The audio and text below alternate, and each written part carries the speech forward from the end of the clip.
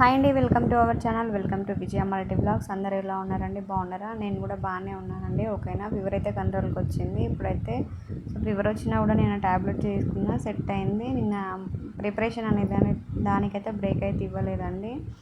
ఈరోజు మార్నింగ్ నుంచి నాకు అసలు మార్నింగ్ 9 నుంచి ఈవినింగ్ 5:30 వరకు చాలా బయట తిరగడమే అయిపోయింది. అందుకే వీడియో అనేది చాలా లేట్గా వస్తుందండి. ఇప్పుడు నేను హిస్టరీ అనేది చదువుతున్నాను. అయితే నాకు పల్లవుల గురించి చోళుల గురించి చదువుతున్నానండి. ఈ చోళుల గురించి మనకి తెలుగు అకాడమిక్ బుక్లో BA ఫస్ట్ ఇయర్లో కొంచెము టాపిక్స్ అనేది కొంచెం ఎక్కువ ఉన్నది. సీనియర్ సార్ బుక్లో చాలా కొన్ని పాయింట్స్ ఉన్నాయి. ఇందులో ఉన్న పాయింట్స్ అందులో లేవు, అందులో ఉన్న పాయింట్స్ ఇందులో లేవు. అదే చూస్తున్నాను, ఇంత తక్కువ పాయింట్స్ ఉన్నాయి ఏంటని అర్థం కాలేదు నాకు. ఇంకొకటి ఇంకా ఇందులోనే ఒక్కొక్క టాపిక్ చెక్ చేసుకుంటూ ఇలా లేని పాయింట్స్ని అయితే యాడ్ చేసుకుంటూ ఉన్నాను నేను. అందుకే ఒక బుక్లో ఉన్న ఇన్ఫర్మేషన్ ఇంకొక బుక్లో ఉండదు. ఎంత స్టాటిక్ ఇన్ఫర్మేషన్ అయినా కూడా మనకి హిస్టరీ అనేది ఒక టాపిక్ నుంచి ఒక బుక్ నుంచి ఇంకొక బుక్కి వచ్చేసరికి ఎంతో కొంత ఇన్ఫర్మేషన్ అనేది మనకి కొంచెం అన్న డిఫరెన్స్ అనేది అర్థమవుతూ ఉంది నాకు. అక్కడ లేని అన్నీ నేనైతే ఇప్పుడు సీనియర్ సార్లో ఏమన్నా అడిషనల్ పాయింట్స్ ఉంటే ఆ బుక్లో నుంచి నేను ఎక్కడ నోట్స్ మేకింగ్ చేసుకున్నానో అక్కడైతే యాడ్ చేశానండి. ఇలా ఉంటుంది మనకి ప్రిపరేషన్లో. ఇది ఒక్కరోజుతో అయ్యే ప్రాసెస్ అయితే కాదండి, చాలా టైం పడుతుంది.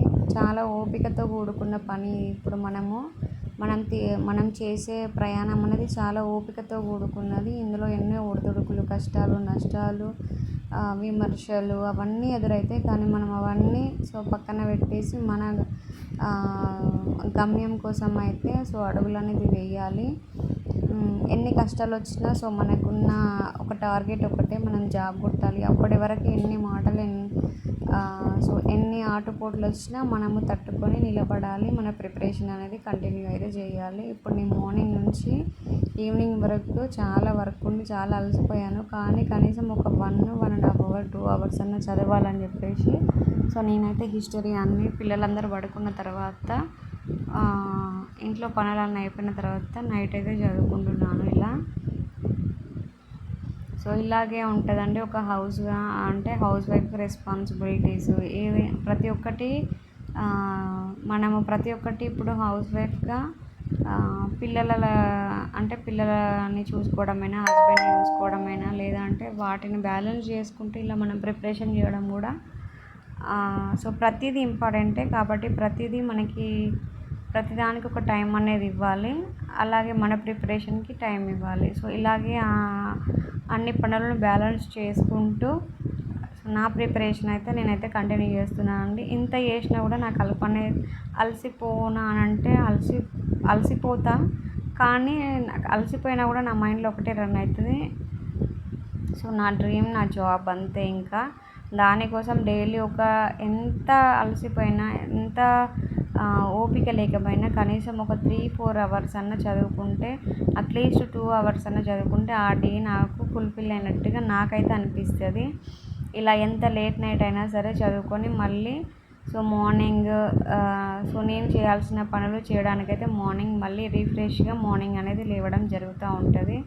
ఇలాగా మనకి ఒక గోల్ని పెట్టుకున్నప్పుడు లైఫ్ని అన్నిటిని బ్యాలెన్స్ చేసుకుంటూ చదువుకోవాలండి. ఇలాగ నా ప్రిపరేషన్ అనేది వెళ్తుంది. ఇంకొకటి నేను వినూత్న పబ్లికేషన్ వాళ్ళది జస్ట్ మాక్ టెస్ట్ల కోసము 4 పేపర్స్కి బుక్స్ తీసుకున్నాను నేను.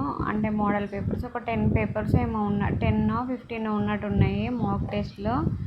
అవి చేసుకుంటూ చదువుకుంటూ ఇలా రివిజన్ అయితే చేస్తున్నాను. వీటితో పాటు మనకి ఇవి కంటే ప్రీవియస్ పేపర్స్ ఇప్పుడు నేను ఏం చేస్తున్నానంటే, ఫస్ట్ గ్రూప్ 1 3 టైమ్స్ అయింది కదా, ఆ క్వశ్చన్ పేపర్స్, ఇంకా గ్రూప్ 4, 2, 3 ఈ క్వశ్చన్ పేపర్స్ అన్నిటిని దగ్గర పెట్టుకొని నేనేం చేస్తున్నానంటే ఏ ఏరియాల నుంచి ఎక్కువ క్వశ్చన్స్ ఎక్కడి నుంచి అడుగుతున్నాడు, ఏ విధంగా క్వశ్చన్స్ అడుగుతున్నాడు అని సో క్వశ్చన్స్ అనేది ఎట్లా అడుగుతున్నాడు అని చెప్పేసి బాగా అనలైజ్ అయితే చేసుకున్నాను నేను.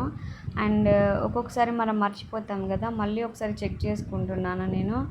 ఇలాగా చాలా ఇంపార్టెంట్ అండి. మనకి ప్రీవియస్ క్వశ్చన్ పేపర్స్ చాలా కీ రోల్ ప్లే చేస్తాయి. మనకు ప్రిపరేషన్ అనేది కరెక్ట్ వెళ్తుందా లేదా అని అక్కడే అది తెలిసిపోతుంది. కాబట్టి సో ప్రీవియస్ పేపర్స్ని చాలా జాగ్రత్తగా పరిశీలించుకోండి. సో ఇలాగైతే డైలీ ఒక సో ఇలాగ ఇప్పుడు ప్రజెంట్ అయితే ఇప్పుడైతే ఇలాగ వెళ్తుందండి. చూద్దాం నోటిఫికేషన్ ఎప్పుడు వస్తుందో ఏమో. నేను కూడా చాలా వెయిట్ చేస్తున్నాను. అప్పటి వరకు ఫుల్ ఫ్లెడ్జ్గా మంచిగా ప్రిపరేషన్ ఉండి ఒక మంచి కాన్ఫిడెన్స్ తోటి సో ఎగ్జామ్ అయితే రాయాలని, అప్పటి వరకు ఎగ్జామ్ కోసం ఏమంటారు ప్రిపరేషన్ అనేది చాలా స్ట్రాంగ్గా చేయాలని అయితే మైండ్లో గట్టిగా ఫిక్స్ అయిపోయాను నేను. సో మీరు కూడా ఎవరైతే జాబ్ కావాలి అనుకుంటున్నారో ఈ ఇయర్ కాకుండా నెక్స్ట్ ఇయర్ ఏదో ఒక జాబ్లో ఉండాలనుకున్న వాళ్ళందరూ కూడా చాలా సిన్సియర్గా ప్రిపరేషన్ అనేది చేయండి. దానికి తగ్గట్టు కష్టపడండి. ఓకేనా? సో ఈరోజు వీడియో అయితే ఇదండి. వీడియోని అసలు లైక్ చేయండి, షేర్ చేయండి, కామెంట్ చేయండి. అండ్ మన ఛానల్ని ఫస్ట్ టైం చూస్తే సబ్స్క్రైబ్ చేయండి. Thank you for watching. Bye.